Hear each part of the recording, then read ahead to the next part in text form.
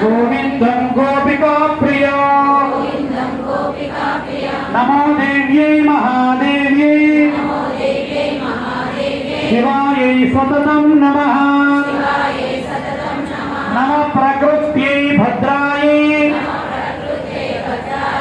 शिवायै सततं नमः